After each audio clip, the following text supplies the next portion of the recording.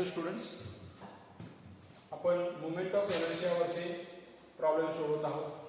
आजच्या सेशनला आपण पुढचे प्रॉब्लेम बघणार आहोत ट्रायंग्युलर सेक्शनवरचे.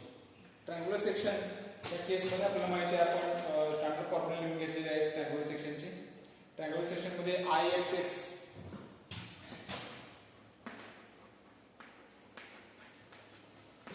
IXX means काय moment of energy about central axis काय असतो BH3/36 असतो. त्यानंतर I बेस हा असतो BH3/12 आणि I अपेक्स किंवा व्हर्टेक्स म्हणतो आपण त्याला, तो असतो BH3/4. हे आपण डिस्कस केलेलं आहे किंवा हे स्टँडर्ड फॉर्म्युला आपल्याला माहित आहे. ट्रायंग्युलर सेक्शनमध्ये ट्रायंग्युलर सेक्शनच्या केसमध्ये moment of inertia about centroidal axis हा किती असतो BH3/36. Moment of inertia about base हा असतो BH3/12 आणि moment of inertia about vertex हा असतो BH3/4. आता यामध्ये B म्हणजे काय असतो बेस असतो, H म्हणजे काय असते हाईट असते आणि आपल्याला माहिती आहे की ट्रायंग्युलर सेक्शनचा एरिया क्षेत्रफळ जे असतं ते किती असतं 1/2 B × H असतं. हे आपण माहिती आहे आपल्याला किंवा हे माहित आहे आपल्याला. तर परत मी दाखवतो इकडे हा तुमचा ट्रायंग्युलर सेक्शन असेल. ह्या केसमध्ये इथं म्हणजे कुठं असतो H/3 वरती याचा सेंट्रॉइड असतो G. हा XX आहे. XX म्हणजे काय moment of inertia about central axis. हा तुमचा बेस असणार आहे. हा बेस मधला BH3/12 आणि अपेक्स म्हणजे या पॉइंट मधून जाणारा जो लाईन असेल तो असणार आहे अपेक्स आणि अपेक्सच्या केस किंवा व्हर्टेक्स म्हणतात त्याला. I व्हर्टेक्स किंवा I अपेक्स काय असतो BH3/4. हे तीन फॉर्म्युला आपल्याला माहिती असणं गरजेचं आहे. तर या फॉर्म्युल्यावरती आपण दोन एक्झाम्पल घेऊ आणि मग पुढे जाऊ. Calculate MI of triangle. Calculate MI of triangle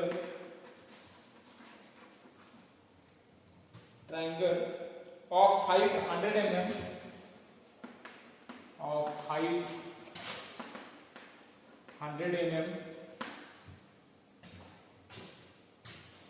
about axis passing through vertex and base about axis passing through vertex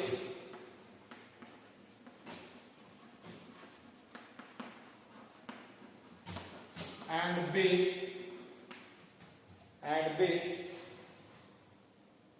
if MI about the base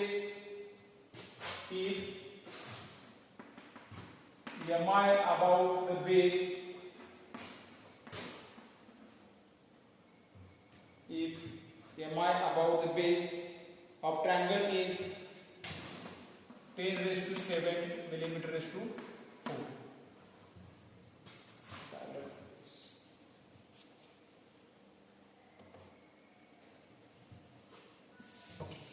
ठीक आहे, काय दिलेलं आहे बघा. Calculate moment of inertia for a triangle of height 100 mm about an axis passing through vertex and parallel to base असं दिलेलं आहे. Parallel to base if MI about base is 10⁻⁷ mm/4. पहिल्यांदा काय बघूया आपण दिलेला सेक्शन ड्रॉ करायचा प्रयत्न करूया. हा ट्रायंग्युलर सेक्शन आहे, समजा असं काहीतरी असेल. याचा हा बेस असेल आणि ही काय असणार हाईट असणार. ट्रायंगलची हाईट आणि हा बेस असणार आहे. Calculate MI of triangle of height 100 mm. Height किती दिलेली आहे 100 mm दिलेली आहे. म्हणजे गिवन डेटा मध्ये आपल्याला काय माहिती पहिल्यांदा H मिळालेला आहे किती 100 mm. About axis passing through vertex. About axis passing through vertex म्हणजे व्हर्टेक्स म्हणजे कुठला हा व्हर्टेक्स इथं समजा मी याला AB म्हणतो. व्हर्टेक्सला AB म्हणूया. AB काय आहे व्हर्टेक्स आहे. About axis passing through vertex and parallel to base म्हणजे हे AB कसं आहे पॅरलल टू बेस आहे. हा बेस आहे तुमचा. If MI about base is 10⁻⁷. About base म्हणजे I बेस तुम्हाला दिलेला आहे. I बेस हा किती आहे आय बेस किती आहे 10⁷ mm⁴ आहे. असा असेल तर आपल्याला AB अपेक्स भोवतीचा काय करायचा आहे moment of inertia find out करायचा आहे. आता आपल्याला माहिती आहे आय बेस किती असतो. आता इथं आपल्याला काय करायचं आहे बघा, मोमेंट ऑफ इनर्शिया कुठला पाहिजे आपल्याला, व्हर्टेक्सचा पाहिजे, म्हणजे हा आय व्हर्टेक्स आपल्याला पाहिजे, आय व्हर्टेक्स आपल्याला पाहिजे. बरोबर आहे. आय व्हर्टेक्सचा इथे फॉर्म्युला बघा काय आहे, BH⁴ BH⁴ आहे. बर आता इथं BH⁴ आहे. H ची व्हॅल्यू आपल्याला माहित आहे, हाईट आपल्याला फक्त दिलेली आहे, पण B आपल्याला माहित नाही, B अननोन आहे, बेस आपल्याला माहित नाही. आता बेस कुठून मिळाला आहे, मग आपल्याला अजून काय दिलेलं आहे बघा, आय बेस दिलेला आहे. ओके बघा, जे आपल्याला गोष्टी दिलेल्या असतात त्यामध्ये आपल्याला काय असते, सोल्युशनची हिंट असते. म्हणजे आता आय बेस वरून आय बेसचा फॉर्म्युला काय आपला, आय बेसचा फॉर्म्युला इथं आहे BH⁴ आय बेस वरून आपल्याला B पर्यंत कॅल्क्युलेट केला पाहिजे. बघा मी काय म्हणतोय, आय बेस किती असतो, आय बेसचा फॉर्म्युला काय आहे BH⁴/12 असतो. बरोबर आहे. आय बेसचा फॉर्म्युला BH⁴/12 असतो. आता यामध्ये आपला आय बेस माहिती आहे, तो दिलेला आहे, तो किती दिलेला आहे 10⁷ दिलेला आहे. 10⁷ इज इक्वल टू B माहिती आहे आपल्याला, B आहे दिलेला मी, H माहिती आहे आपल्याला किती 100 आहे. So 100³ divide by 12. आता हे जर आपण सिम्प्लिफाय केलं तर आपल्याला B ची व्हॅल्यू मिळेल, आणि B ची व्हॅल्यू किती येते बघा, B येतोय 120 mm. ओके, B आता कसा सिम्प्लिफाय होणार आहे, B इकडे राहिला तर या गोष्टी इकडे जातील, 10⁷ × 12 डिवाइड बाय 100³ होणार आहे. तर B ची व्हॅल्यू येते 120 mm. तुम्हाला B किती मिळाला, 120 mm मिळाला. आणि एकदा आपल्याला B मिळाला तर आपण हा फॉर्म्युला वापरून आय व्हर्टेक्स काय करू शकतो, कॅल्क्युलेट करू शकतो. मग आय व्हर्टेक्स काय म्हणते आपला, I vertex is equal to काय फॉर्म्युला BH⁴ आहे. आता इथं आपल्याला B माहिती आहे, B तुम्ही कॅल्क्युलेट करून घेतला आहे, किती आहे 120, H आहे 100³ डिवाइडेड बाय 4, आणि हा तुम्ही काय करू शकताय आता कॅल्क्युलेट करू शकताय. आता आय व्हर्टेक्स किती येतो बघूया. आय व्हर्टेक्स किती येणार आहे 120 × 100³ डिवाइड बाय 4, तर येणार हा किती 3 × 10⁷ 3 × 10⁷ mm⁴. ऍक्च्युअली कॅल्क्युलेटर मध्ये तुमचा कसं येतोय बघा, हा कॅल्क्युलेटर मध्ये येतोय 3000 0000 1 2 3 4 5 6 7 0 येतात.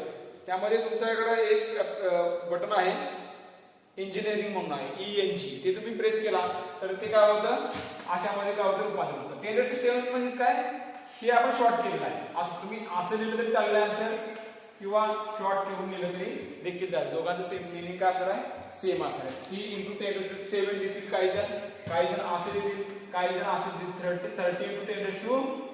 एक घरीकडे आलो आपण, बरोबर, 30 × 10⁶. सगळे आन्सर काय तुमची बरोबर असणार आहे. तर अशा तऱ्हेने काय करायचं आहे, ट्रायंग्युलर सेक्शनचे काय करायचं प्रॉब्लेम काय आपल्याला सॉल्व्ह करायचे आहे.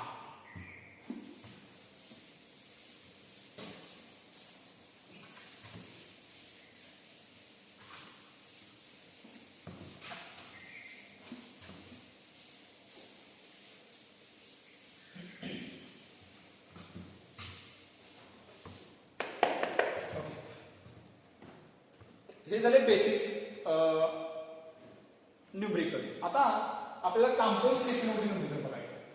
त्याच्यापूर्वी आपण पहिल्यांदा बघूया काय कंपोजिट सेक्शन म्हणजे काय.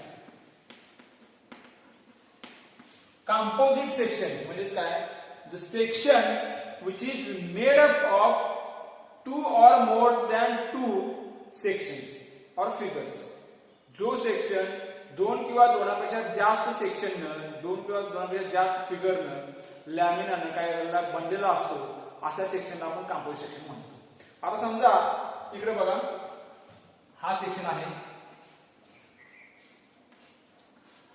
कुठला सेक्शन आहे, हा आय सेक्शन आहे. आता आय सेक्शन काय झाला आहे, 1 2 आणि 3, 1 2 आणि 3, हा रेक्टँगल, हा रेक्टँगल आणि हा रेक्टँगल, 3 रेक्टँगलनं एकत्र जाऊन बनलेला आहे. बरोबर आहे. हे 3 रेक्टँगल एकत्र केले तर आपल्याला काय म्हणतो, आय सेक्शन मिळतो. तर आय सेक्शन आपण काय म्हणणार आहोत, कंपोजिट सेक्शन म्हणावं. तसाच बघा टी सेक्शन. टी सेक्शन काय आहे 1 आणि 2 रेक्टँगलला म्हटलेलं आहे. समजा मी म्हटलं काय हा एक आहे तुमचा रेक्टँग्युलर सेक्शन आणि त्याच्यावरती मी काय केलं आहे ऍड ट्रायंग्युलर सेक्शन केलं आहे. हा देखील काय तुमचा झाला composite section.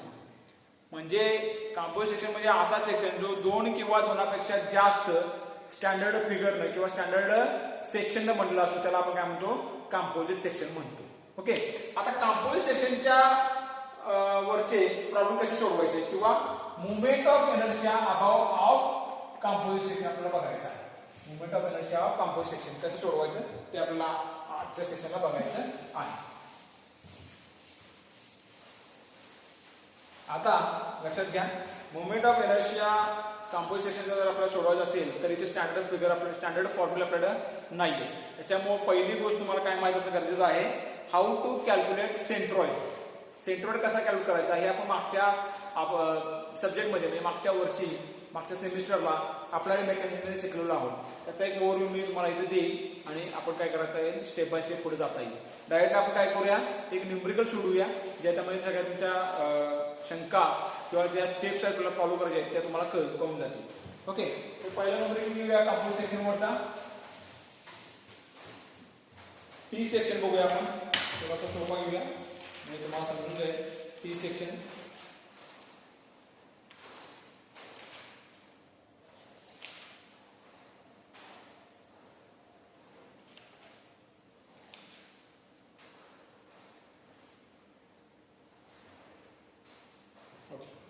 find mi of T section.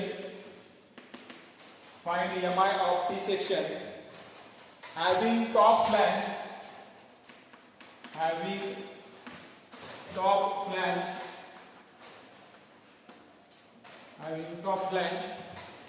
200 mm by 200 mm by 200 mm and wave 200 mm by 20 and wave 200 mm by 20 mm about the centroidal axis x and y. About centroidal axis x and y. Okay. बघा आता top line म्हणजे काय wave म्हणजे काय किंवा bottom line म्हणजे काय आपण मेकॅनिक्समध्ये शिकलेलो आहोत तर देखील मी तुम्हाला सांगतो. Find moment of inertia of T section. T section आहे. टी सेक्शन म्हणजे काय टी लेटर साठी असतो तो असा काही टी सेक्शन असेल तुम्ही पहिल्यांदा ड्रॉ करून घेतो नंतर मग आपण त्याची अॅनिमेशन काय करा टाकूया. हा टी सेक्शन आहे असं म्हणता येईल आपल्याला. ड्रॉ करताना थोडासा वाईड ड्रॉ करा मोठा ड्रॉ करा. T section having top flange 200 mm by 200 mm. Top flange म्हणजे काय ही आडवी वरची जी फ्लॅंज आहे त्याला आपण काय टॉप फ्लॅंज म्हणतो आणि त्याची साईज किती दिली आहे 200 mm by 20 mm. 200 mm by 20 mm. 200 असणार आहे 20 असणार आहे म्हणजे ही जी किती असणार 20 mm असणार. ओके. अँड वेव्ह म्हणजे हा व्हर्टिकल पोर्शन याला वेव्ह म्हणतो आपण. And wave 200 mm by 20 mm. आता वेव्ह काय असणार 200 म्हणजे काय ही उंची याची किती असणार आहे 200 mm असणार आहे आणि ही रुंदी जी असणार ती किती असणार आहे 20 mm असणार आहे. असा आपल्याला काय दिलेला टी सेक्शन दिलेला आहे आणि याचा टी सेक्शनचा आपल्याला काय करायचं आहे मुवमेंट ऑफ इनर्शिया कॅल्क्युलेट करायचा आहे कशाभोवती about centroidal axis. Centroidal axis भोवती म्हणजे IX आणि IYY याचा आपल्याला काय पाहिजे IX आणि IYY आपल्याला फाइंड आउट करायचा आहे. आता सेंट्रोइडल ऍक्सिस असं म्हटलेलं आहे. सेंट्रोइडल ऍक्सिस म्हणजे काय जो ऍक्सिस काय होतो सेंट्रॉइड मधून पास होतो त्याला आपण सेंट्रोइडल ऍक्सिस म्हणतो. मग आता आपल्याला जर सेंट्रोइडल ऍक्सिस ड्रॉ करायचं असेल तर पहिल्यांदा काय केलं पाहिजे याचा सेंट्रॉइड कॅल्क्युलेट करणं गरजेचं आहे. लक्षात येतं का बघा सगळ्यांच्या याचा सेंट्रॉइड कॅल्क्युलेट करणं गरजेचं आहे. आता पहिली स्टेप जी असणार आहे आपल्याला ह्या केसमध्ये कंपोजिट सेक्शनच्या केसमध्ये जिथे आपल्याला मोमेंट ऑफ इनर्शिया काय करायचं आहे कॅल्क्युलेट करायचं आहे कंपोजिट सेक्शनच्या त्या केसमध्ये पहिल्यांदा आपल्याला कॅल्क्युलेट करायचं असेल काय सेंट्रॉइड कॅल्क्युलेट करायचं असेल. आता सेंट्रॉइड कसा कॅल्क्युलेट करायचा हे आपण बघितलेलं आहे शिकलेलो आहोत मेकॅनिक्स मध्ये तर त्याच स्टेप्स आपण वापरणार आहोत.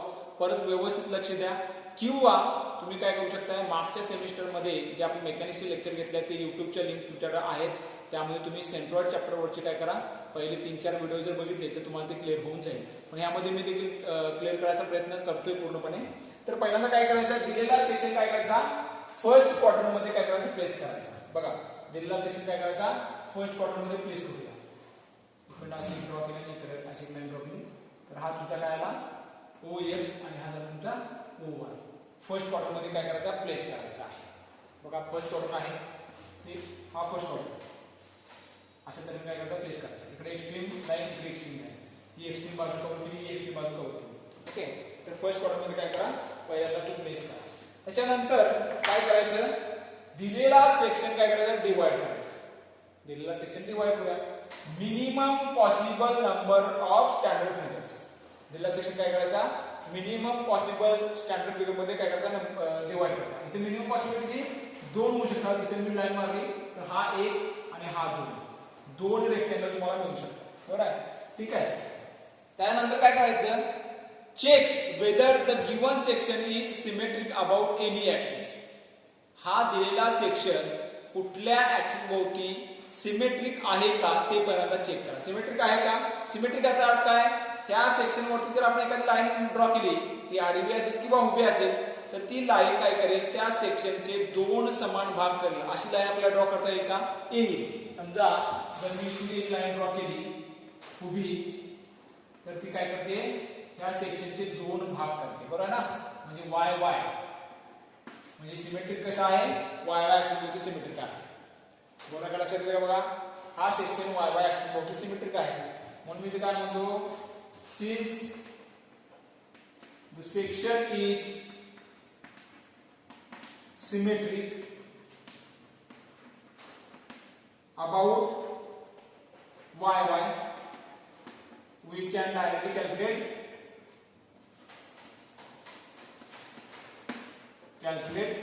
what, x bar. x bar आपल्याला डायरेक्ट कॅल्क्युलेट करता येतो.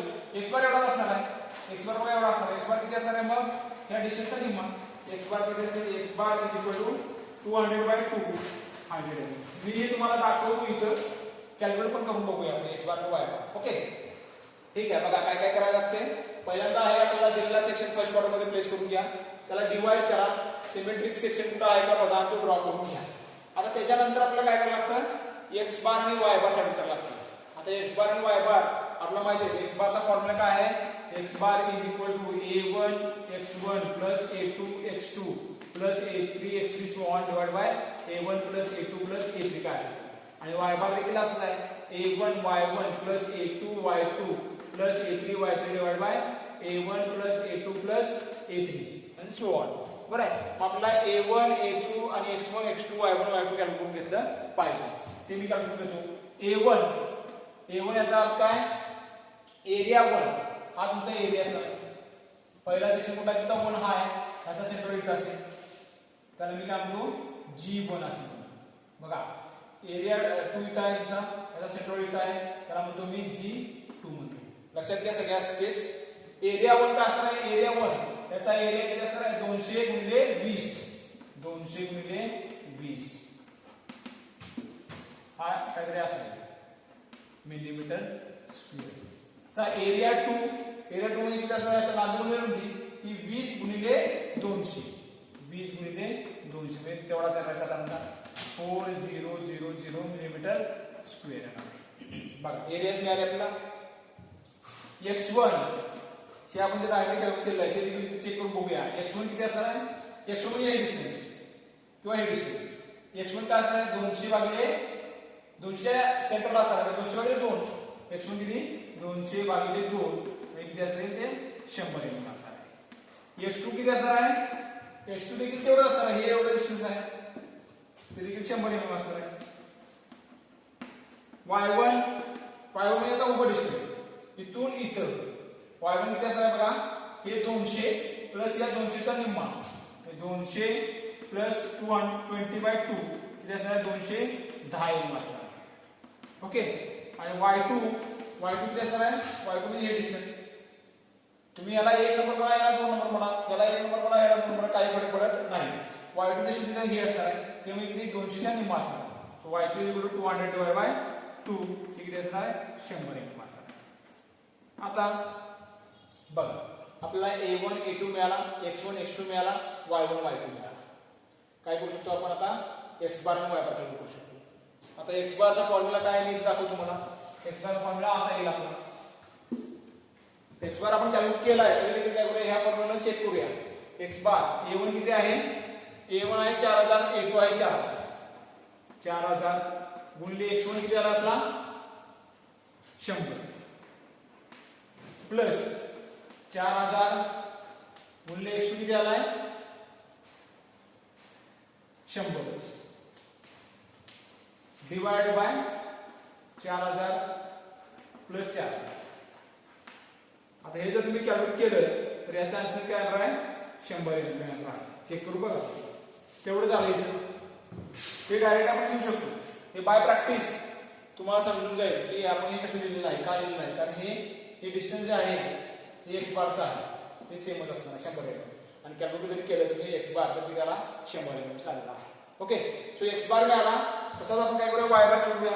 y बार काय असणार आहे a1 y1 plus a2 y2 divide by a1 plus a2 असणार आहे.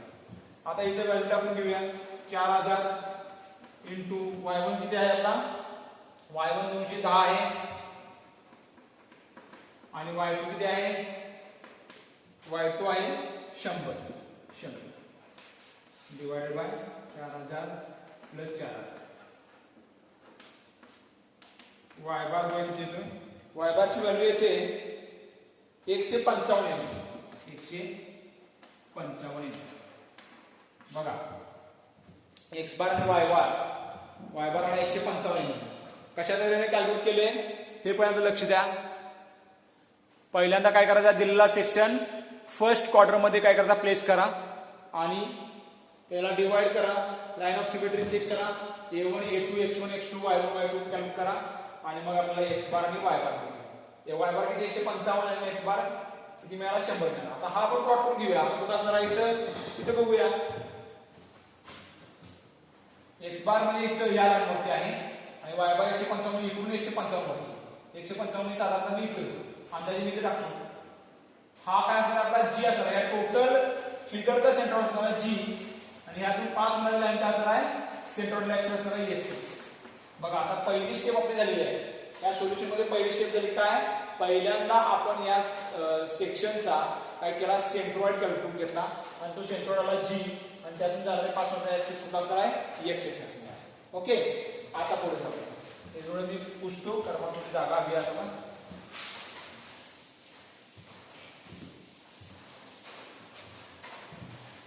तुम्हाला सेंट्रोइड कॅल्क्युलेट करता आलं नाही तर पुढचं काही जमणार नाही. त्यामुळे सेंट्रोइड कॅल्क्युलेट करता येणं खूप गरजेचं आहे खूप महत्वाचं आहे. आता इथे बघा आता महत्वाचं लक्षात घ्या. आपल्याला काय करायचं आहे टोटल सेक्शनचा IXX आणि IYY कॅल्क्युलेट करायचा आहे. बरोबर आहे IXX आणि IYY हा एक्सिस आहे सेंट्रोइड ऍक्सिस इथं आहे. मी काय म्हणू शकतो IXX म्हणजे moment of inertia about centroid axis of whole section काय असणार आहे. आता इथं बघा इथं G1 आहे इथून पास होणारा ऍक्सिस ड्रॉ करू शकतो. इथून G2 आहे इथून पास होणारा ऍक्सिस ड्रॉ करू शकतो. या इथं म्हणणार आहे मी याला x1 x1 म्हणू शकतो x1 इथं म्हणू शकतो x2 आता बघा x ऍक्सिसला हा x1 ऍक्सिस पॅरलल आहे. x ऍक्सिसला हा x2 ऍक्सिस काय पॅरलल आहे. म्हणजे इथं आपण काय करू शकतो पॅरलल ऍक्सिस थेरम वापरू शकतो. याचा अर्थ काय मला म्हणता येईल काय total moment of inertia IXX काय असणार आहे IX1 x1 प्लस IX2 असणार. लक्षात आलं का सगळ्यांना बघा IX1 x1 प्लस IX2 असणार किंवा x1 म्हणा x2 म्हणा. Okay total moment of inertia IXX is equal to IX1 x1 plus IX2 असणार आहे असं म्हणूया. Okay IX1 x1 plus IX2 असणार. आता आपल्याला काय केलं पाहिजे हे वेगवेगळे IX1 आणि IX2 कॅल्क्युलेट केले पाहिजे. आता बघूया IX1 x1 is equal to कशाने बाय पॅरलल ऍक्सिस थेरम लक्ष द्या आता व्यवस्थित. आता इथेच फक्त लक्ष द्या. x1 सॉरी x आणि x1 हे दोघे कशा एकमेकाला पॅरलल आहेत. मग इथे आपण पॅरलल थेरम वापरू शकतो. याचा अर्थ काय, या दोघांच्यातलं डिस्टन्स जे असणार आहे ते काय असणार आहे, h1 असणार आहे किंवा h असणार आहे, h1 म्हणूया आपण. आणि या दोघांच्यातलं डिस्टन्स काय असणार आहे, x आणि x1 x आणि x2 x2 मध्ये डिस्टन्स काय असणार आहे, h2 असणार आहे. लक्षात घ्या बघा, x आणि x1 x2 मध्ये डिस्टन्स काय असेल, h1 असेल. x आणि x2 x2 मध्ये डिस्टन्स काय असणार आहे, h2 असणार आहे. ओके. आता आपण I x1 x1 parallel axis theorem कसा लिहू शकतो, IG प्लस AH2 हा आपला स्टँडर्ड फॉर्म्युला आहे. बरोबर आहे, IG प्लस AH2. इथे फक्त काय करायचं, सफिक्स x वाढवायचा आहे, IG1 plus A1 H1 square. लक्षात येते, IG1 plus A1 H1 square. आता H1 आणि H2 कसे कॅल्क्युलेट करायचे पहिल्यांदा. H1 बघा हे डिस्टन्स आहे. आता आपण मगाशी x बार आणि y बार कॅल्क्युलेट केला, तुमचा आता y बार हा असणार आहे, y बार. बरं आहे. आणि हा काय असणार तुमचा, हा y1 असणार आणि हा काय असणार आहे, y2 असणार. लक्षात आलं का सगळ्यांचं बघा. तर h1 ज्यावेळी तुम्ही एक्सेस कॅल्क्युलेट करताय त्यावेळी h1 काय असतं, h1 इज इक्वल टू असतो y बार मायनस y1 असतं आणि h2 काय असतं, y बार मायनस y2 असतो. कधी एक्सेस कॅल्क्युलेट करताना. हेच जर y1 yy कॅल्क्युलेट करणार असाल तुम्ही IYY, तर त्या केसमध्ये h1 आणि h2 काय असणार आहे, बरोबर उलट होणार आहे. y बार च्या ऐवजी आपण काय मानणार आहे, x बार मानणार आहे. कारण का बघा, हे डिस्टन्स कसं आहे तुमचं, हे उभं डिस्टन्स आहे. उभं डिस्टन्स याचा अर्थ काय, आडव्या ऍक्सिस मध्ये डिस्टन्स असणार आहे. उभं डिस्टन्स म्हणजे काय असणार आहे, आडव्या ऍक्सिस मध्ये डिस्टन्स असणार आहे. म्हणून आपण काय करतोय, उभं डिस्टन्स घेताना हे उभं डिस्टन्स घेताना काय करतोय, y बार मायनस y1 घेतो. समजा हे उभ्या ऍक्सिस मध्ये डिस्टन्स असेल तर हे कसं आहे, आडवा आहे. आडवा असलं तर आपण काय करू, x बार मायनस x1 घेऊ. ओके, हे लक्षात घ्या सगळ्यांनी. तर आपल्याला काय मिळालं आहे, पहिल्यांदा h1 h2 कॅल्क्युलेट करूया. h1 आलाय y बार मायनस y1, y बार किती आलाय आपला 155 आलाय. y1 किती होता आपला, y1 किती होता बघा, y1 मला वाटतंय इथं 200 आणि 210 होता, 210. मोठी संख्या लहान संख्येत वजा करा, किंवा जरी तुम्ही लहान संख्या मोठ्या संख्येत वजा केली तरी मायनस चिन्ह लिहू नका इथे, कारण आपल्याला डिस्टन्स फक्त मेजर करायचं ते मायनस असणार आहे. ओके. त्यानंतर y बार मायनस y1, y बार किती 155 आहे आणि y2 किती होता आपला, y2 100 होता, 100 आहे. बघा आता तुमचं h1 येणार आहे किती, 210 वजा 55 155 म्हणजे तो येतो किती, साधारणतः 55 येणार. आणि y2 किती येणार आहे, 155 वजा 100 म्हणजे तो येतो किती येणार आहे, 55 येणार आहे. h1 तुमचा 55 आलेला आहे आणि y1 किती आलेला आहे, 55 आलेला. h2 देखील किती आलेला आहे, 55 आलेला आहे. ओके. आता ह्या फॉर्म्युल्यामध्ये आपण टाकून घेऊया, I x1 is equal to IG1 plus A1 H1 square हा फॉर्म्युला आहे. IG1 म्हणजे काय, G1 याचा अर्थ पहिला तुमचा जो फिगर आहे ती फिगर काय आहे, रेक्टेंग्युलर सेक्शन आहे. याचा याचा moment of inertia about centroidal axis काय असतो, तो BD. इथे मी लिहितो बघा, IG1 काय असणार आहे, BDQ बाय स्क्वेअर असणार आहे. B1 D1 म्हणून वाटतं. Okay, B1 D1. B किती आहे आता, पहिल्या सेक्शनचा 200 आहे, D किती आहे 20 आहे. 200 इंटू 20 क्यूब डिवाइड बाय 12. थोडंसं लेंथी प्रोसेस आहे, लक्षात यायला पाहिजे. ज्या 2-3 तुम्ही न्यूमेरिकल तर सोडून कंटिन्युअसली तर तुम्हाला हे लक्षात येईल. थोडंसं कन्फ्युजन होईल पण अगदी सोपं आहे जर तुम्हाला पॅरलल ऍक्सिस थेरम कळाला असेल तर. ओके. तर इथं IG1 आपला जो आहे तो B1 D1 cube divide 12, B आहे 200, D आहे 20. इथे तुम्हाला काय मिळेल, IG1 मिळेल. IG1 ची व्हॅल्यू बघा किती येते,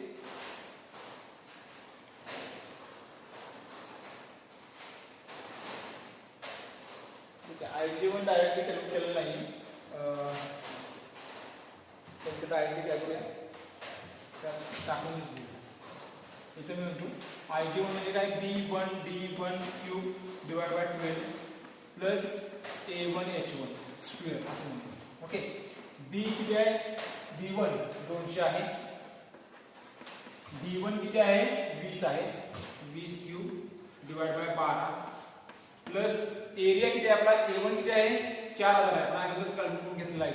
आणि H1 आपला किती आलाय H1 55 आलाय H1 55 आलाय 55 स्क्वेअर आलाय ब्रॅकेट टाकायचं बघा व्यवस्थित आणि हा जर तुम्ही सोडून घेतला तर x1 तुम्हाला किती मिळतो बघूया x1 जो आहे त्याचं आन्सर आले 25.433 into 10 raised to 6 millimeter raised to 4 okay x1 किती मिळाला आपल्याला 25.433 into 10 raised to 6 मिळाला आता सिमिलर वे आपण काय करूया Ix2 कॅल्क्युलेट करून घेऊया Ix2 कॅल्क्युलेट करून घेऊया इथेच मी कॅल्क्युलेट करतो